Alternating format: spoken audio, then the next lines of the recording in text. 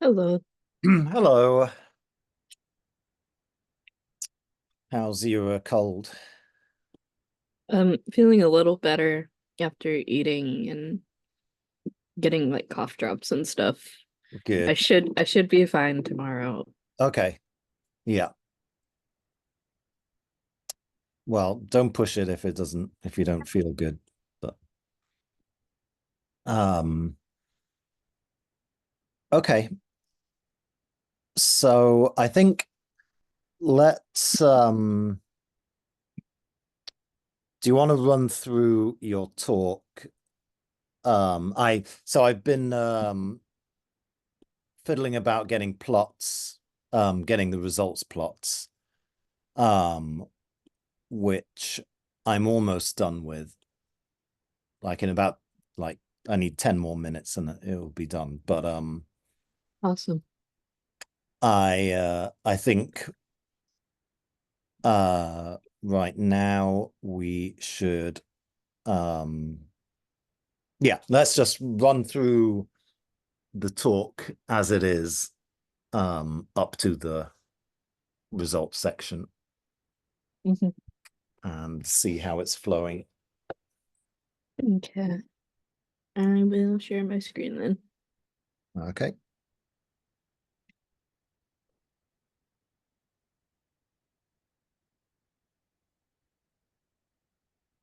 You see it? I can see it. Yeah.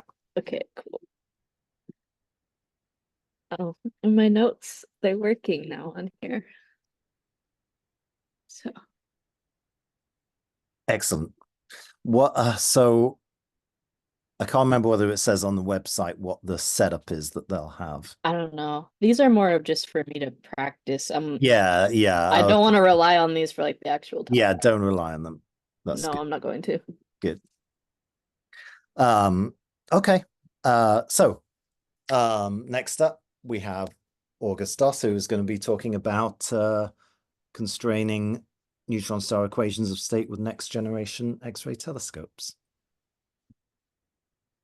Today I'm presenting my research that I conducted at Texas A&M University Commerce, working with my professor, Dr. Newton.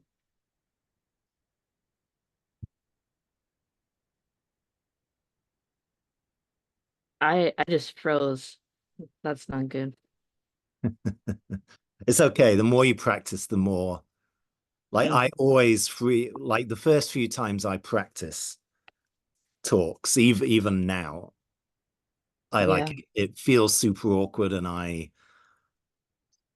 my brain freezes and but the more you like even if it feels awkward when you're practicing it Mm.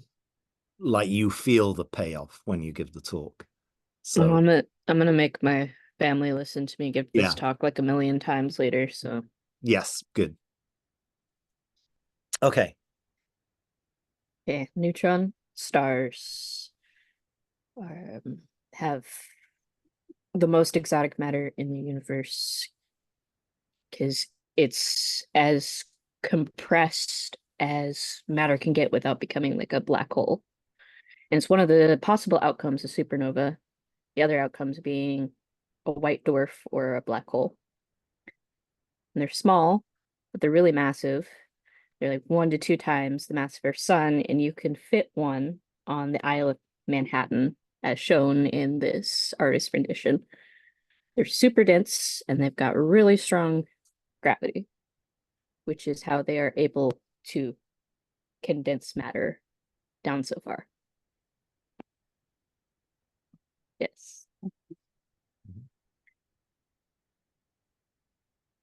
This is one of the telescopes that collects data on neutron stars. This one is NICER, the Neutron Star Interior Composition Explorer, and it measures the radii of neutron stars. And over here, I've got a plot that I created over the summer with data collected from NICER in various research papers. And it shows the radius in kilometers versus mass and solar masses. And the measured radii the telescopes like NICER are able to get are up to a precision of about plus or minus 1 kilometer. And you can kind of see that precision radius on the graph. Do you remember the confidence intervals for is it 98 and 65? I think it is, I think it's 68 and 95. Okay, so I just had the last number swapped. Yes. Yeah, yeah. Yeah, but Is it's good. You should mention that. Mhm. And is the precision, the plus or minus 1 kilometer, is that from the center of the Yes. star to the outer measurement? Yeah. Okay. Yeah, and I should say it's that, so that is the expected maximum precision you can get with NICER. So like the gray band is about, like, none of them are quite 2 kilometers wide. Mhm. And in fact, the top one is almost 5. But Yeah. so you can see that the 68% confidence interval is around plus or minus a kilometer. So this precision is in the 68%. It's Yeah, not the yeah, 68 plus the 95 yeah. area. Okay. That's what I thought it was, but I wanted to clarify because I wasn't sure. So should mention 95% confidence, 68% confidence. Mhm. Okay. Um, thank you. And next slide. So this is LIGO, Laser Interferometer Gravitational Wave Observatory, and it essentially measures the squishiness of neutron stars. It detects gravitational waves from when neutron stars collide, correct? Yes, And but just before they collide. just Well, before they so collide. it measures the so as the two neutron stars in spiral, they're emitting gravitational waves, and those waves get stronger and stronger, and then they merge and you get a big burst of gravitational waves, and then they settle down. So it's the gravitational waves come from the in spiral through the merger and the settling down after the merger, right? So there's a it's that is measured over that whole process takes about, I don't know, 20 seconds, 30 seconds or so. I actually think that we probably don't need this slide because we don't actually mention the LIGO data, Okay. and That worked. it That doesn't works for me. serve a purpose. Yeah. Okay. It is gone. Excellent. Okay. I have to fix transition on that. But next generation of X-ray telescopes include telescopes such as Athena, NuSTAR, and the Einstein probe. Also, should I include the Einstein probe, even though it's been launched for like 9 months or something like that, or no? Well, you can say that the new and next generation. So a couple of Okay. new ones. Athena is a next generation one. And Um, I found an artist rendition of Athena. okay, excellent. So you should mention that. Make sure that you credit the um Oh yeah. the artist or have the S- source of the picture. So should I put the credit like down in the corner? Um, you can do, yeah. Okay, cool. Yeah, it's there's no standard play. Like sometimes I put it directly below the image, sometimes it'll be at the bottom. It's just Yeah, never usually I look put that it close. yeah, usually I put it below the image, but it's kind of hidden by clouds. Oops, I Yeah, accidentally I flipped that. know, I know. Yeah. And these telescopes are expected to have a precision accuracy of about plus or minus 0.2 kilometers, which is a huge improvement from the 1 kilometer of current telescopes.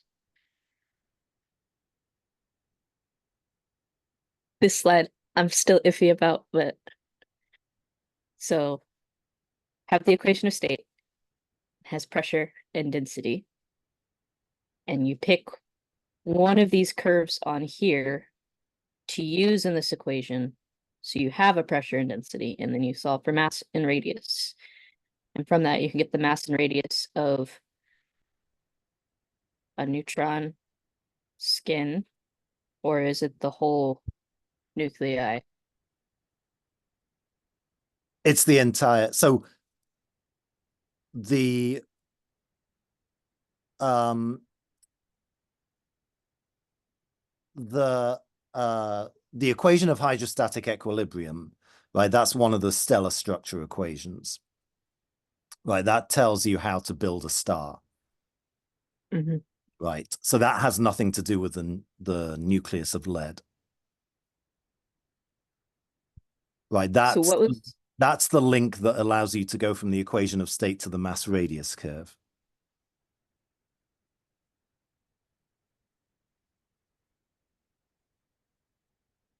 so you get mass and radius from,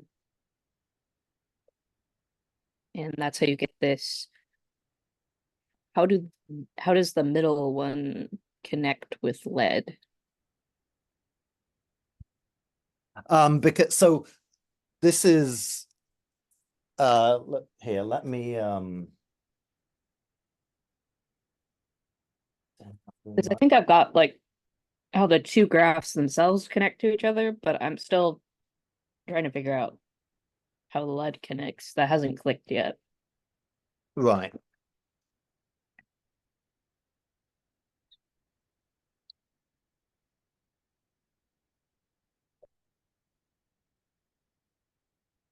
Um,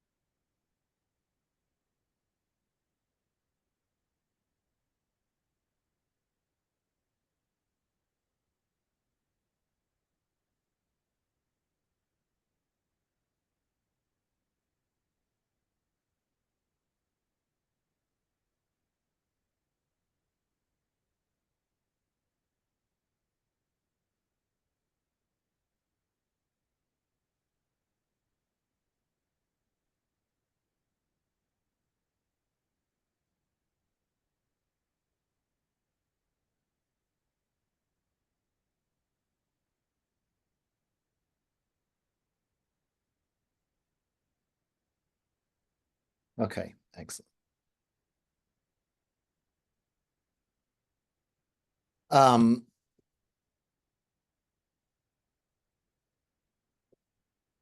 Okay, so the idea is, well, the basic picture is this, right? We know there are things in nature at the most fundamental level of matter called neutrons and protons, right? So let's do some neutrons in blue. Let's do some, oops, let's do that.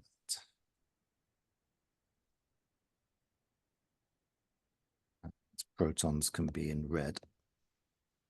Okay. So we've got these things. And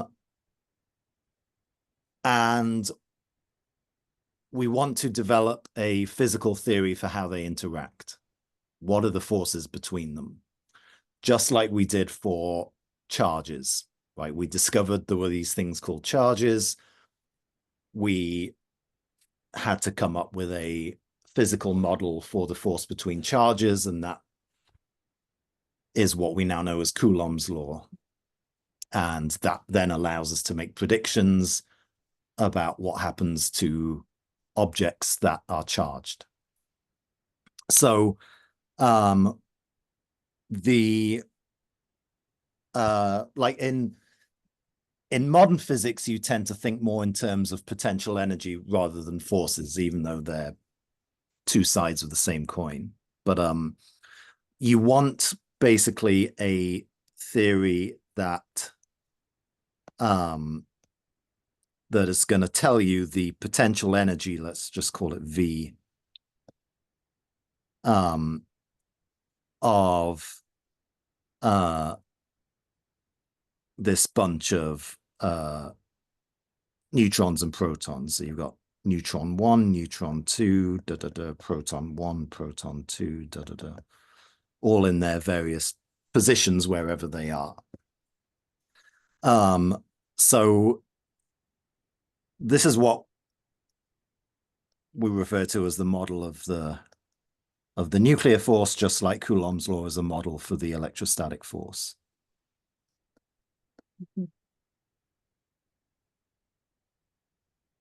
Okay, so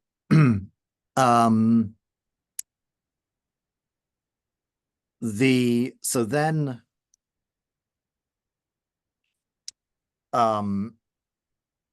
so this is good, and this model allows us to tells us, for example, what happens when in a particle accelerator we shoot a neutron and a proton together, or two neutrons together, right?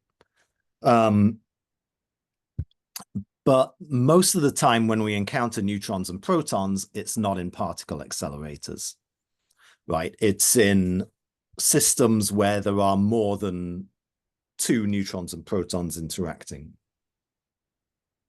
So in nature, most of the time, we see neutrons and protons grouped together. And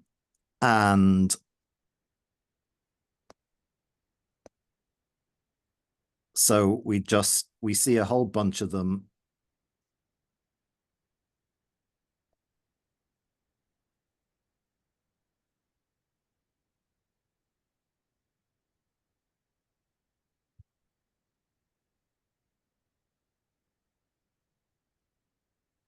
Right, and you can picture this sort of going on forever.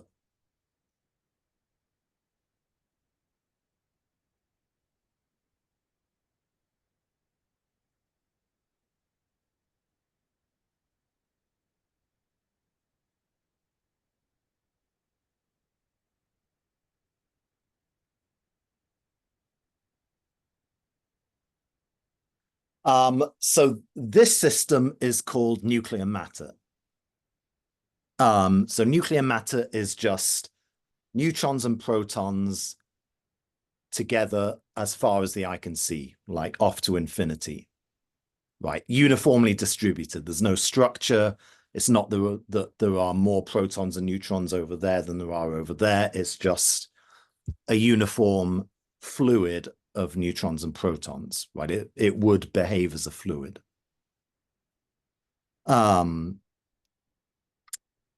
Now, nuclear matter doesn't actually exist, right? But as we'll see, there are things that exist that are you can think of as being made out of nuclear matter. But the essential thing is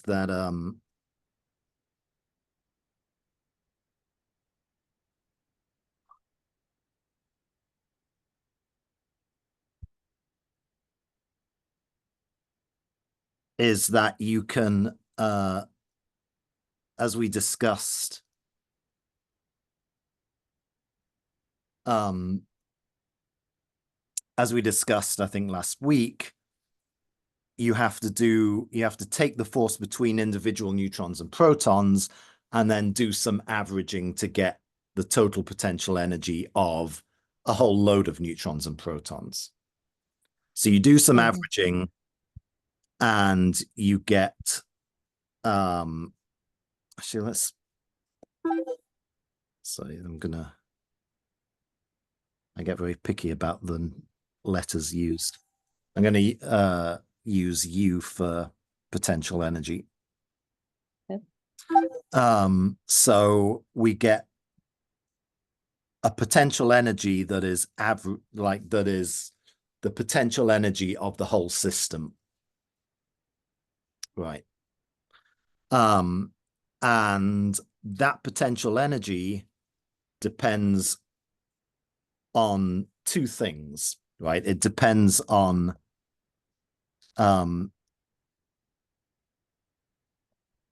how tightly the neutrons and protons are packed, right? So I could have nuclear matter where the neutrons and protons are crammed together tightly, nuclear matter where they're a little less tightly packed in, a little on average, a little further apart from each other, and so on. So I can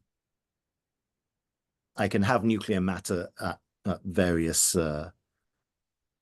tightly packed in various ways. And it also depends on the fraction of protons, right? I could have, 50%, it could be 50-50 neutrons and protons, or it could be 20% protons, 80% neutrons. How tightly packed neutrons and protons are, well, in physics, we call that density. And the fraction of protons is usually called something like Y or X. There's no standard letters for a lot of things in this field, which makes things confusing starting out. But so you've got this potential energy, and it's a function of density and proton fraction. Okay. Now, once you have the energy of a system, then you can use the first law of thermodynamics to calculate other thermodynamic quantities. You probably haven't taken thermo yet. I have not. Okay. So you'll have to take this, take my word for it. Okay. You'll see this in thermo, but the pressure of a system is just the it's the derivative of the energy with respect to the volume of the system. And the volume of the system is inversely proportional to the density, right? Because density is amount of stuff per unit volume. So if you write this in terms of density, it ends up being rho squared du by d rho. Okay, and so if you take this function u of rho and y and differentiate it with respect to rho and multiply it by rho squared, you get the pressure. And so you end up with pressure as a function of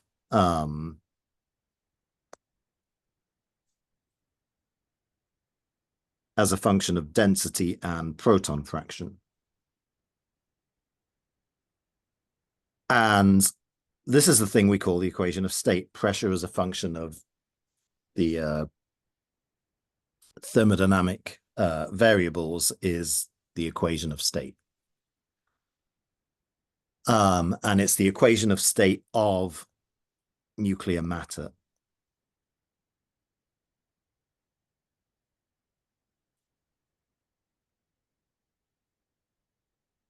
Right.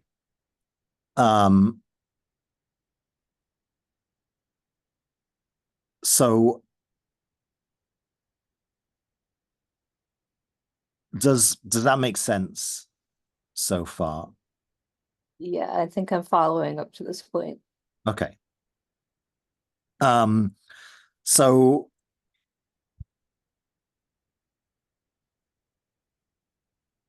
I can so the nuclear matter doesn't exist. So what we would like to spend our time doing is calculating the properties of things that do exist. So what does exist? Well, if you just let neutrons and protons gather at zero pressure, if you just put a bunch of neutrons and protons together, just a few of them, then they'll gather themselves together in a ball that we call a nucleus. And all atoms, that is the fundamental building block of all atoms, is the nucleus of an atom.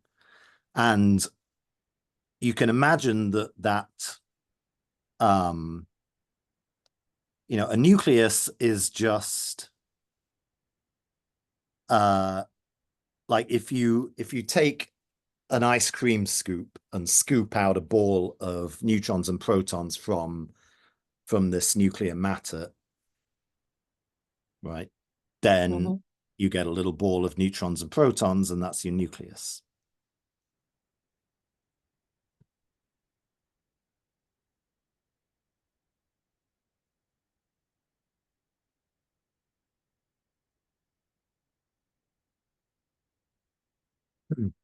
So you can make a nucleus out of nuclear matter. And this is something that does exist. And you can, and there are many, many types of nuclei that you can get. Obviously, every atom has its own unique nucleus. And some of them are small and have only a few neutrons and protons, like, say, oxygen. Some of them are big, like lead, which has 82 protons and 126 neutrons. And the bigger they are, once you take just a relatively small amount of neutrons and protons out and let them settle down, they don't arrange themselves uniformly, there'll be some structure. And in particular, if you have a nucleus like lead, which has 50% more neutrons than protons, right, then the neutrons take up more space than the protons. I think that's fairly intuitive, right? Mm-hmm. So they kind of, you know, the nucleus is still a ball of neutrons and protons, but now the neutrons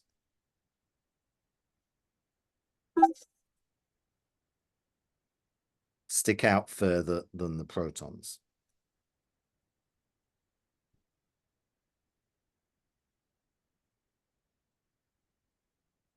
Right, so you have something like this. And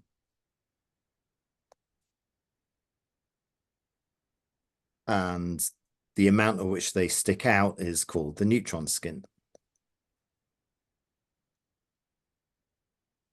And for lead, it's so nuclei are typically the size of nuclei are typically sort of 5 to 10 femtometers, where a femtometer is 10 to the negative 15 meters.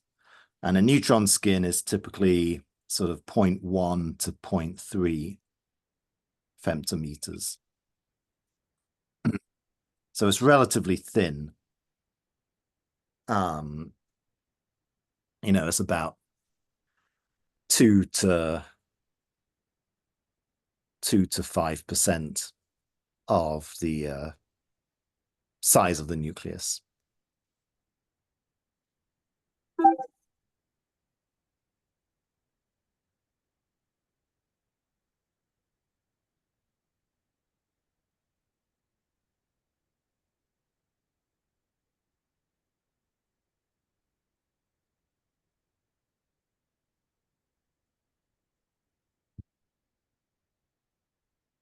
Okay, so that's one thing in the universe that we see contains neutrons and protons.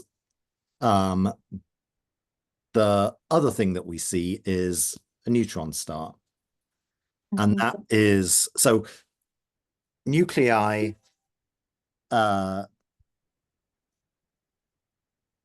contain about, you know, between 1 and about 300 neutrons and protons.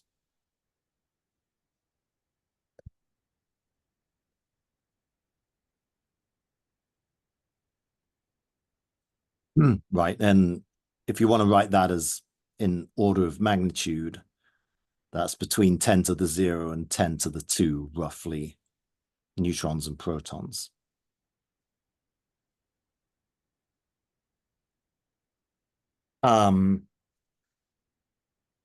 But the thing is, if you take a nucleus that has about 300 neutrons and protons and you add more neutrons and protons, you'll find they just fall off. They're not bound anymore.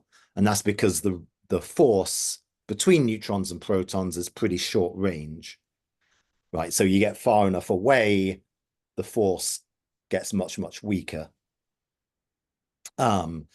So that's why you don't get nuclei. That, you know, that's why it's increasingly difficult to make heavier and heavier nuclei, and that's why heavy nuclei that do exist tend to fall apart, like uranium or plutonium, which we refer to as fission.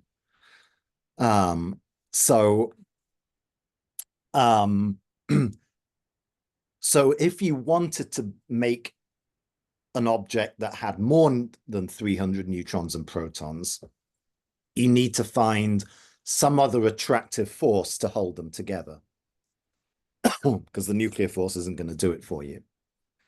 But we know one attractive force, universally attractive force, gravity. But gravity is really, really weak as well. I mean, it's far weaker than the nuclear force. But luckily for us, it is always attractive. as opposed to the electrostatic force and the nuclear force. And so if you keep on adding and adding and adding matter, the force of gravity just grows and grows and grows without, and you can make it grow. You can always make it grow bigger by adding more matter. So the question is, how many neutrons and protons do you have to add together so that they get enough gravity that they hold themselves together without disintegrating? And the answer is about 10 to the 57 neutrons and protons. That's crazy. Yeah.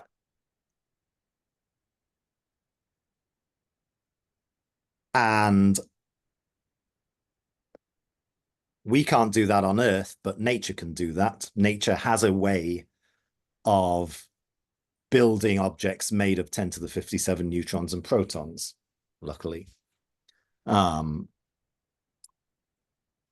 it's called stellar evolution. And the end point of this manufacturing process is a neutron star. That's the object with 10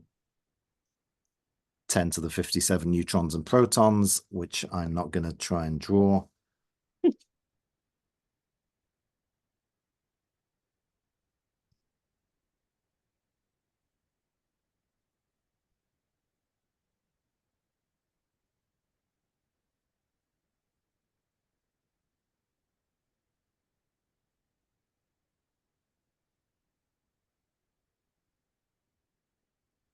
Etc. Okay, so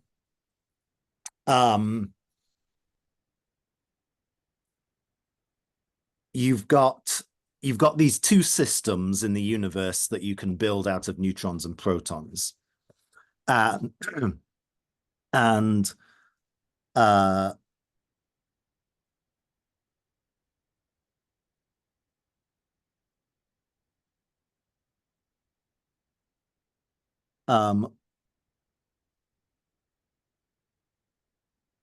one of them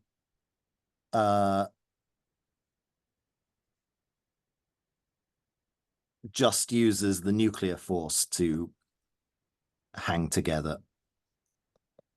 Right, so a nucleus just requires the force between neutrons and protons to exist, to hold itself together. Right. So you can actually go, let me do this. Yeah, no, I'll do that.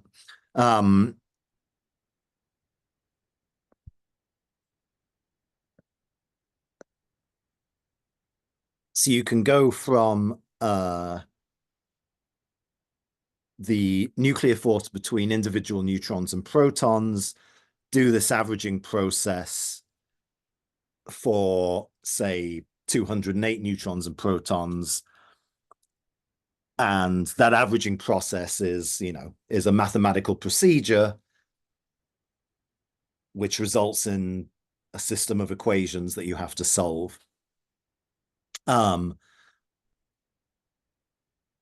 We're dealing with quantum mechanics, so the system of equations is a system of Schrödinger equations. But you solve them and you get out the properties of the thing that has 208 neutrons and protons, or 16 neutrons or protons, or whatever.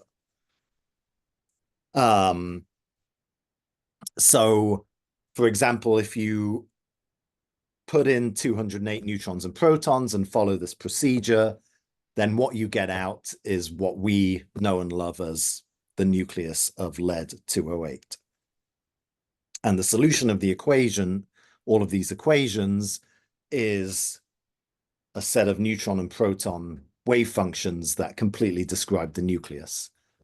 Right, so you get out the whole nucleus, the thickness of the neutron skin, the size of the nucleus, the energy levels of the neutrons and protons in the nucleus, the shape of the nucleus, everything that you can possibly think of that a nucleus could do, every property it has. Right, you get out from solving the the equations with the nuclear force in them. Does that make sense? I think so. So we can also go this way and make neutron stars, but now as we've explained, you can't make a neutron star with just the nuclear force.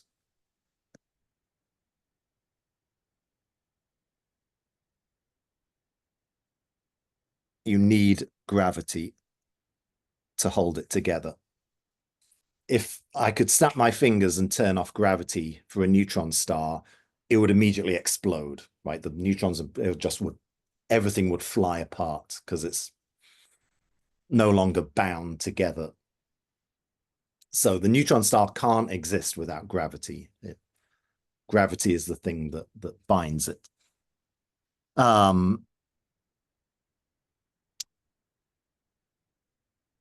So the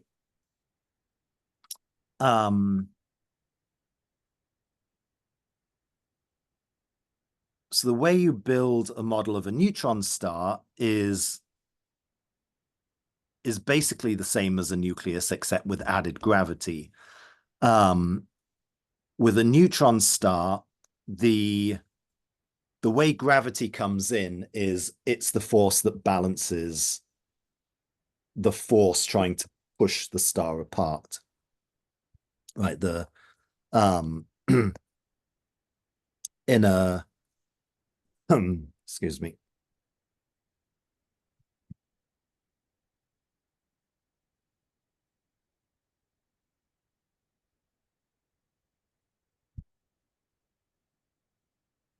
So in a star, you've got gravity.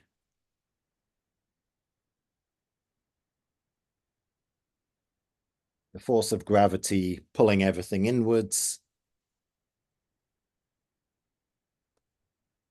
And if it's not good, if it's not collapsing, you know there must be some other force that is pushing outwards, exactly counterbalancing gravity. Right, and that force is the force from whatever the thing is made of. Right, in this case, neutrons and protons. It must be a net repulsive force between neutrons and protons. And if you divide that force by the area, that's a pressure. So you generally think of this as a pressure force. You'll find that a lot of the time people use force and pressure interchangeably because pressure is just force divided by area. It's just a scaled force.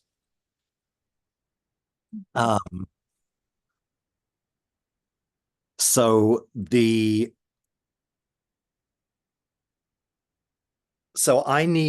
I want to build a neutron star, I need to find the pressure. The pressure of what? The pressure of the thing that the neutron star is made of, which is the neutrons and protons. So I've got that here though, it's the equation of state of nuclear matter, right? So which comes from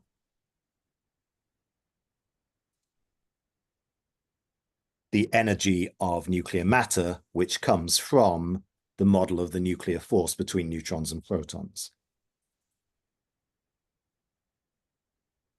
And then I need to add in gravity. And gravity is, if we assume Newtonian gravity, then the force of gravity is gm m1 m2 over r squared. Standard Newton's law of universal law of gravity. And so you want to balance gravity and pressure, and you fiddle about with the the equality between those two things, and you find that the right equation to balance it is actually GM rho is equal to the rate of change of pressure with radius. So And how that's that equation you sent me. Yeah, and that is the equation of hydrostatic equilibrium. Okay. And gravity, we know, like we have our theory of gravity, that's known.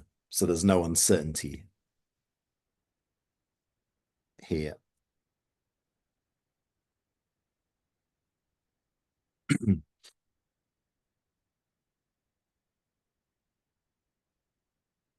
Okay, so the point is that if we have a model for the nuclear force, starting all the way back at the start, then we can calculate any system that has neutrons and protons in through some procedure, right? And the procedure is going to vary a bit depending on the system, right? It's a bit different for neutron stars as it is for nuclei, because there are some important differences, but the force that determines their structure is the same force and comes from the same model, right? So once you tell me what model you're using for the nuclear force, then that immediately fixes what I would predict the properties of a nucleus to be and the properties of a neutron star, right? I get both of those out of my model for how neutrons and protons interact, right? So they're not independent of each other.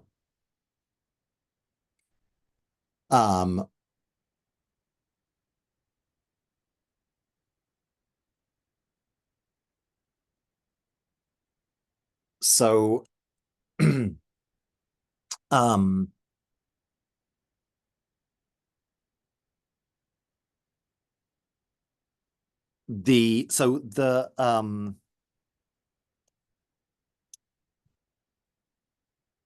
like this central portion here of this picture,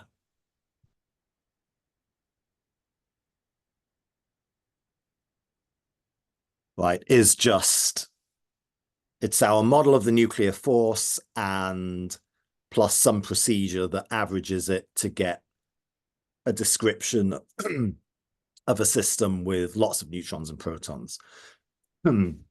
So here, so that's the nuclear physics is in this central box, right? Our model of nuclear physics is this central box.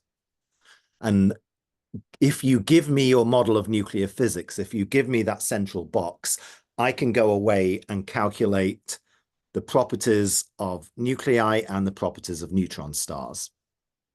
And I can come back to you and say, well, the model, the nuclear physics that you gave me, that tells me that a nucleus of lead has a diameter of 5.2 femtometers, has a neutron skin that is 0.3 femtometers, and it predicts a neutron star that is 13.1 kilometers. Right. And that's what you will get from a nuclear model. The problem is we don't know what there is a lot of uncertainty around what the true nuclear model is in nature. And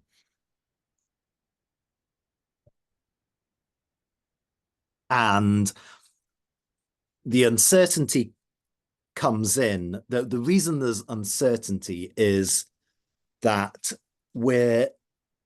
our nuclear models generally are okay when you're just dealing with systems with equal numbers of neutrons and protons. Why? Because all of the available things that we can do experiments with, i.e. nuclei of atoms, they all have roughly the same number of neutrons and protons. And that's the only data we have. Like we can't make neutron stars in the laboratory, so we're stuck with that. So we know really, really well what happens when you get an equal number of neutrons and protons together. But we don't know very well at all what happens when you get lots and lots of neutrons and very few protons. Right? Our models of the nuclear force start to give different descriptions. Right? There are hundreds of different models of the nuclear force. They all give pretty good descriptions of, say, oxygen-16 nucleus or calcium-40 or whatever. But you ask them, what is the radius of a neutron star, or what is the thickness of the neutron skin of lead? And one model will give you 0.1 femtometers, 9 kilometers, and another will give you 0.3 femtometers, 14.7 kilometers, and another will give you 0.2 femtometers, 15.1 kilometers. So they're all giving you different predictions for both of these things. And we want to know which one is right. Which of these models of the nuclear force is correct? And the way to do that is go out and measure these systems where there are a lot of neutrons and very few protons. And that's difficult to do. There aren't that many, like the only systems on Earth are the neutron skins of certain heavy nuclei, right? That's the only place where you find lots of neutrons and not many protons, right? But it's a thin skin around, around a nucleus. So it's very difficult to measure the thickness of it, but we try and it's possible. But we're not very accurate yet at measuring it. And then the other way is, nature has provided us another system to look at, but nature has decided to torture us by putting them 10,000 light years away. So we have to invent very clever ways of measuring the properties of neutron stars. But so that's the basic picture. And the point is that all of these things are connected. So if I go away and measure the radius of a neutron star to be 12.7 kilometers, that immediately tells me what the model of the nuclear force is. And if I know what the model of the nuclear force is, that immediately tells me what the neutron skin thickness of lead is. Right. So if you give me the radius of a neutron star, I can immediately give you, with complete certainty, the thickness of a neutron skin of lead. And vice versa. If I go in my laboratory and measure to infinite precision the neutron skin of lead, then, and give that to you, you can go away and tell me exactly what the radius of a neutron star is. Okay. Does that make sense? More sense than before. Okay. So I think the tricky thing is, so one last thing, I think, just to complete the picture, right? So with nuclear matter, you've got your collection of neutrons and protons uniformly distributed, and you can get the energy and you can differentiate the energy with respect to density to get the pressure. And that is the pressure at whatever density you decided to imagine packing neutrons and protons together at. But then I can go away and I'm saying imagine because this thing doesn't exist in nature. So I go away and imagine packing them together slightly less tightly, go through this process again, get the pressure out, but now it's at a slightly lower density. And I can keep doing that. I can keep calculating the pressure for any density I want to pack the neutrons and protons together at, right? And I can plot it. So I can plot P, I can say, okay, I'm going to calculate pressure at this density, and I'm going to calculate pressure at this density and pressure at this density, and so on. And I will get some, function pressure versus density out. And that is the equation of state. That's what we refer to as the equation of state. It's the full pressure versus density profile. And so I give you a model for the nuclear force. You can go through this procedure and you can give me the equation of state, P versus rho. Then I go and give you another model of the nuclear force that works just as well on ordinary nuclei. And you go away and go through this process again. And that model of the nuclear force says the equation of state looks something like that. And so I say, okay, give you another model of the nuclear force, and you go away, calculate the pressure versus density, and it does something like this. And so on. And I can, if I want to, throw 1,000, 10,000 models at you, and each one gives you an equation of state. And each equation of state gives you a different predicted neutron star radius for a given mass. Okay. So I think the tricky thing is, the thing that you're having, well, what looks like the thing that is causing the most trouble here is that we're having to condense this entire middle portion of this picture into a single graph, and that graph is the graph of the equation of state. Mm-hmm. That's the graph in the center of your slide. But that graph contains within it everything else in this box. It's a shorthand for, when I say the equation of state, that's equivalent to specifying the model of the nuclear force and vice versa. Right, they're all connected. So, basically all of this in the middle box is just hidden in the, you've got a literal box, and the front of the box shows a picture of the equation of state plot. And you open up the box and you've got all this other stuff inside, all this stuff here. Right, all of this stuff is this is just the front cover for all of that physics, if you like, the front cover of the book that is all of this. Mm-hmm.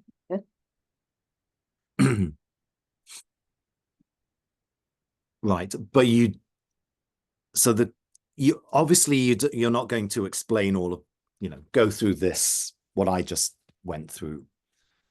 The key thing to have in your mind is that every single individual curve on your equation of state plot corresponds to a single model of the nuclear force, and it predicts a single radius of a neutron star of a given mass, and it predicts a single value for the neutron skin of lead. Okay. And then if you pick another curve, that corresponds to another model of the nuclear force. It predicts another radius of a neutron star of a given mass, and it predicts a different value for the neutron skin of lead. Yeah. So is that what I'm going to be saying for that slide? Yes. So remember what is the big research question? What happens when we get more precise measurements of radius? What happens to what? Our predictions for the neutron skin? Yeah. Right. So but you see now how this fits into this picture, right? If I know this more accurately, I'm going to know this more accurately. Okay. Right. Does that make sense? Yeah. That's the thing to be absolutely clear on. Like, that's the thing to sort of feel deep down that you understand, right? The tight connection between these two systems of neutrons and protons, right? Then their properties are not independent because they're described by the same physics. Okay.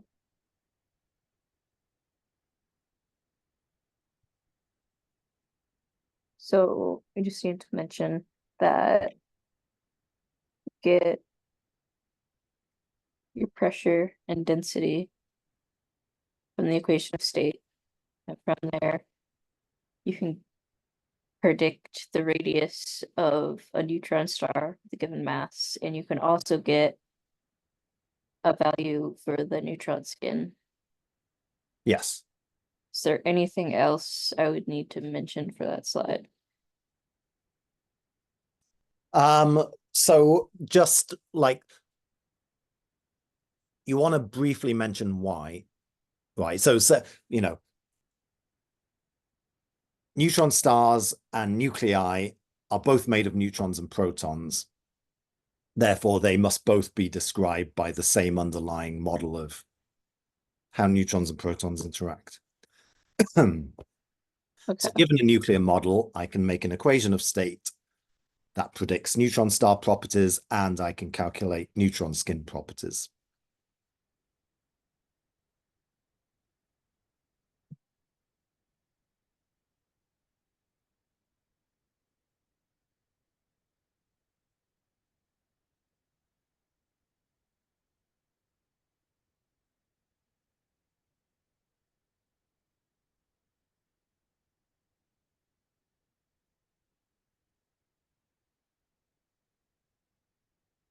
And notice that the equation of hydrostatic equilibrium is just linking the center to the right side of this.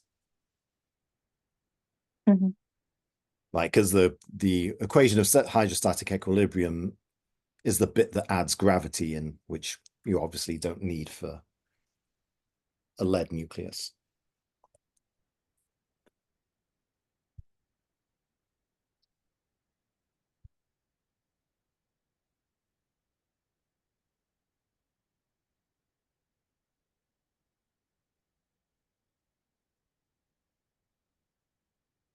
Do you think we'll have time tomorrow to Yeah. like go over this? Yeah.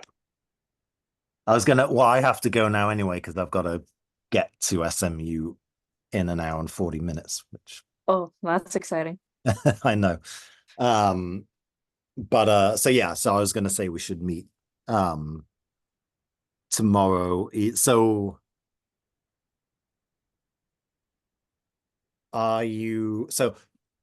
you're coming to the conference during the day?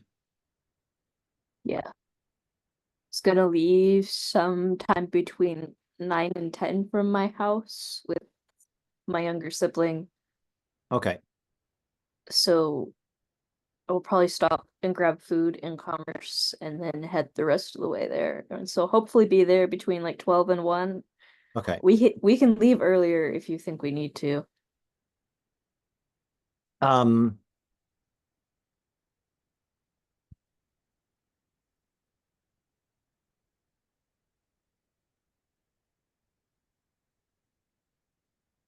I think that should be okay.